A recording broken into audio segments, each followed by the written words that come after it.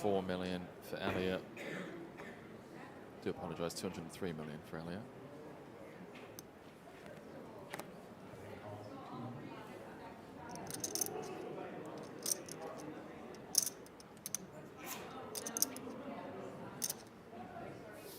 Benny definitely looked like he was considering there if his hand was strong enough to raise for value or if he just wants to check. Maybe a little bit concerned about the trap limp eventually coming, right? I mean, this is now 4 or 5 limps in a row. He's thinking, okay, at some point he's going to limp a strong hand. I don't necessarily want to walk into it with a raise. And we seem to be seeing two very different strategies being played on the button. Elliott limping with 100% of hands thus far. Benny playing more aggressively with not only top of range, but we also just saw the bottom parts of Benny's range as Elliott turns an open-ender. There is a card in the deck, Kevin, that would give Benny a full double, one would assume, from the way this hand's played out. Yeah, this hand that he's floated on the flop, Queen Jack, is deceptively strong on the 8-6 deuce. He's got a lot of clean top pair outs. He's got the clean nut straight draw on the 9 or the 10.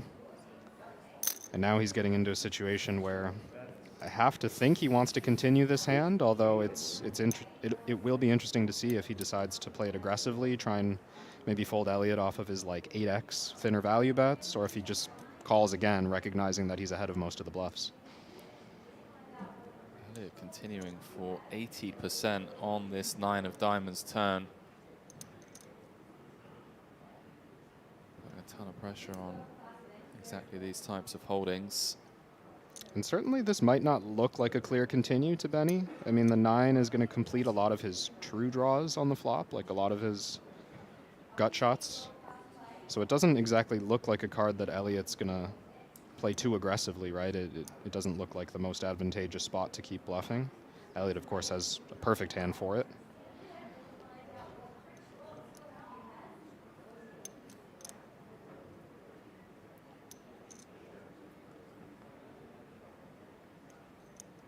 Really taking his time on this turn spot. You can understand why, of 1.3 million on the line.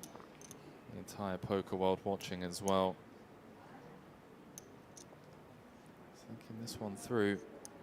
All the options on the table for this one, Kevin? I really do think so, although it certainly feels like, oh, I was tempted to say that he's thought this long. He doesn't look like he wants to fold. Yeah, here comes the check raise. Benny with the 3.5x check raise.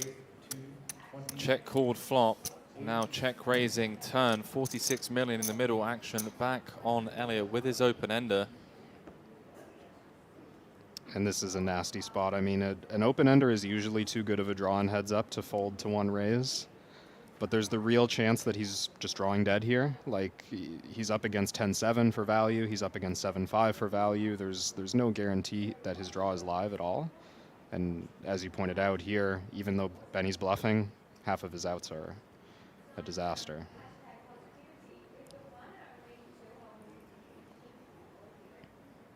Elliott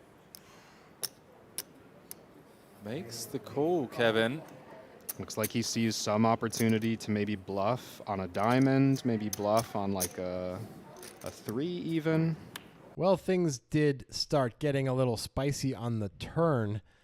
Ultimately, I'm not sure I'm a fan of either of these plays on the turn, starting with the raise, of course. The bet by Elliott is a different story. We'll get to that, but let's start with the bet by Elliott.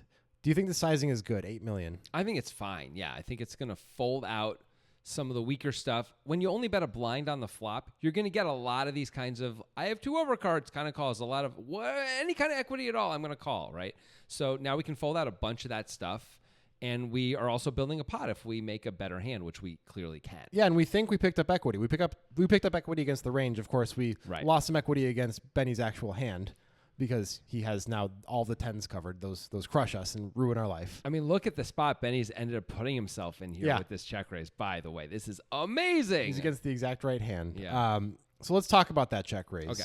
I get the desire to not call when now you have to call an 80% pot bet with 2 overs and a gut shot, and the 2 overs might not even be any good if you hit them. So it doesn't feel like we have the right odds to call and peel a river and just like we lose a significant chunk of chips here. That would be really too bad. So should this hand be part of our bluff raising range now that we're here and we've decided, okay, we're not calling, so we might fold, we might raise? I'm pretty sure we disagree on this. I think it probably should. I think this hand's probably a little too good to fold. I like having the queen of diamonds, both because it blocks some of the hands that can call us from this check raise, and also gives us some license to shove diamond rivers. Yeah. I think both those things are pretty great. We can make the nuts. Turns out a 10 would be the perfect card. Yeah. We can't know that, of course. Our overcards are often good, certainly not always good. And when we get called, maybe good a little less of the time when we hit, because we could be up against some 2-pair hands too. Yep. We could be in some very awkward spots, actually, if we river a jack and check gets shoved on by, and now we're like, well, all 2 pairs are beating me. What do I do now? But that's, that's to worry about in the future. That's for the future. Yeah, Kick the can down the road. I feel like this is an okay, even probably good raise. But you disagree with that, correct? Yeah, I think as a strategic move, it's good to raise in this configuration a lot. Yeah. I question the hand itself, the queen and the jack both being in our hand, because we block no made hands and we block all of the major draws, and that's problematic. We block jack 10 and we block queen 10. That's not great. Yeah. Right? We block the other queen jacks, which are all of the things that are still draws. Guess what are made hands? 7-10, 5-7, hands like that. We don't block those. That's problematic, right? I don't love that. So if we're going to shore up our range a little bit and not raise with everything that we got here with and turned into a bit of a draw, then I think this is the first cut of hands. The good news is we're at least drawing to the nuts. Yes. But I do hear what you're saying about we block sort of the wrong part of the range of our opponent's range. If we want to have 2 overs and a gut shot, how about king 10? How about ace 10? Those hands actually block the nuts. Yeah. No, that's a great point. Yeah. So I think this is maybe just a strategy that probably overall works. This still is probably a profitable move. But if we're actually looking at it from a theory perspective, maybe this is one of our first cuts of hands that we raise. We actually just fold this one and move on. Yeah. Having said all that, so Benny, who is kind of a GTO master, decides to make the raise. So it can't be that bad. Not that you think it's horrible or anything. Now we have an interesting spot, though, for Elliot. Should Elliot be calling this? So he does call, but should he be calling? My initial thought immediately was no. It's just we have 8 outs. Guess what? We don't actually have 8 outs, but it feels like we have 8 outs to improve to a hand that we feel really comfortable with. We are certainly not getting the right immediate odds. 20 million to win 46 million. That is not the right immediate odds for that.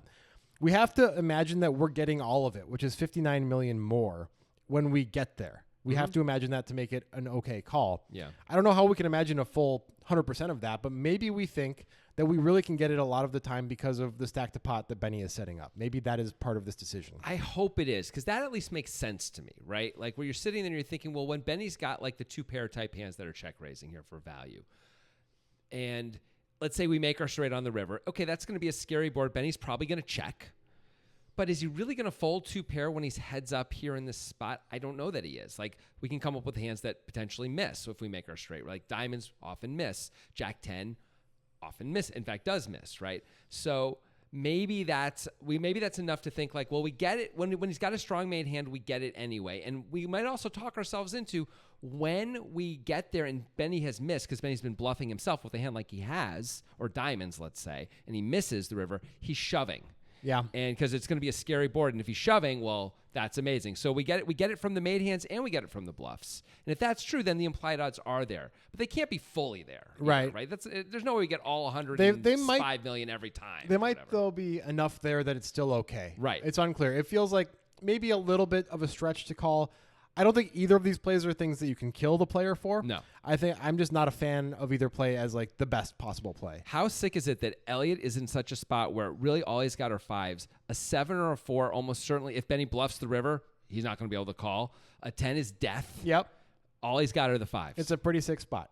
You want to get sick in a sick spot? Yes. Excellent. Go to Nitro Betting. Use the link in our pinned tweet when you sign up for Nitro Betting. They got monster trucks, but also they have poker, casino games, sports betting, cool promos. Thanks for listening. that was a cool promo. 66 million in the middle, and it's the clean 5 of clubs. And of course, there's the opportunity to make the best straight in a spot where Benny is going to be hard pressed not to bluff. SPR less than 1. 66 million in the middle. Elliott with the second nuts. Surely Benny hasn't check raised turn to give up rivers as well. Though with the 4-liner on board. Wow. Kevin, this could be it. Snap call from Elliott, and we have ourselves a WPT World Championship champion. He's made it straight. It's all over. And just like that, you hear Matt Savage. Wow. Elliott had 200K to his Hendon before that event. What a day. Let's add 4.1 more. What do you say? Million. Million. 4.1 million. Yeah. Holy crap. Yeah. What a super sick river card, first of all. Like, how in the world does the 5 come? Right, not the 10, which wins Benny the pot, Yeah. but the 5. By the way, Benny is thinking the same thing. Look at his face I know. when he sees Elliott's hand. His face might indicate that he believes Elliott should have folded the turn. It kind of seems like he thinks that, as well as it's incredibly unlucky that if he's shoving all or nearly all rivers, that a 5 actually came, and that's the only thing that Elliott can find a call on that's going to be okay for him. And it's not even a diamond. It's not even a scary 5. Right. I mean, whatever. They're getting it anyway, but still. All right, so we have to ask the major question because Elliott's call is a no-brainer. Right. Should Benny shove? That is such a good question.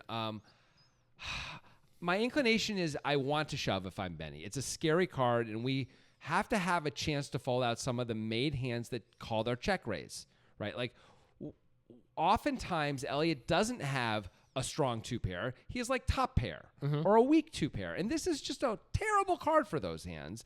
And he really may just have to find a fold. So Maybe. that leans me towards wanting to shove. Now, there is a great argument to not shoving, and you're probably about to make it because I've heard you make it on the podcast, and it's pretty compelling. It is, I think. And it's that if we're going to play theoretically, which maybe you don't have to, especially in these high money spots, you I don't can know play that you do. you can play pure exploit and just try to use fear. Heads up, there shouldn't be that much fear, but whatever. There still is. That's just how it works. But if we're going to cut hands from our bluffing range now, this is still my first cut, right? I mean, the only way this hand could be worse to shove is if the jack was also a diamond. So it's not your first cut. No, it's not my first cut. Queen jack of diamonds would be my first cut because we block then all of the draws that missed, right? Yeah. But with this hand, we block a lot of the draws that missed, and having the diamond still blocks some of the draws that missed. We don't block anything that got there. We just block things that missed, which is the opposite of what you want to do. Yeah. So I think we could, if we want to shove with gut shots, we could do those ones I discussed on the turn, the king 10, ace 10, whatever. Queen 10, those hands. Why That not makes shove sense. those hands and not this one? We Yeah. could still have a lot more shoves than we have checks, but we can give up sometimes. And if we're going to have any give ups, this feels like one of them that should be there. Yeah, like the 2 diamonds that don't have a 7 or a 10 in them are the first things you throw away, and then this is the next round of it, I think. And like you said, it blocks the hands we would most want our opponent to have besides diamonds. And we, even, of course, we have the queen of diamonds in our hand anyway. So I think from a theory perspective, there's a strong argument to just check, give up, and be sad for a second. Oh, it's so hard to do that, though, especially when you're like, he could just have a 9. I know. It is hard to do. So I think probably Benny would agree that this is a worse hand to do this with than all of those hands I mentioned. Probably. But also, he would probably say, well, guess what? He doesn't have a 7 that often, and this is going to work way too often for me to even consider checking. So in practice, I'm shoving even though I know all of the things you're saying are true. Yeah, it's possible Elliott, with his $200K in Hendon beforehand, he's now locked up $2.8 million. It's amazing. But that 1.3 is still a huge amount of money, right? Like, that's a but there's big no deal. ICM when your head's up, of course. There's no ICM, but you may want to not just call it off in a spot where you're going to let your opponent all the way back into the match. You're very skilled, more skilled opponent than you. I'm sure even Elliott would probably. But that there's, of course, that. the inverse argument that if you have an opportunity to knock out your more Yes. skilled opponent than you should take it. Yeah, but I bet you mostly in these spots, people who don't have a lot of money or haven't ever won a lot of money are tighter, not looser. No, and in practice, all these arguments make sense for you moving with whatever bluffs you have here. So it can't be that bad. It but I cannot think, be bad. But I think if we're just going to cut combos, this is a combo to cut. I agree with that piece. I don't know ultimately if I think he should cut it, but if you're going to cut some stuff, this has got to be near the top of the chopping block. Either way he does it, I'm sure it's fine in practice. But this so time, unlucky. This time, not so fine. So unlucky. It's still fine. He still makes $2.8 million, so Yeah, that's not so bad. That's a great point.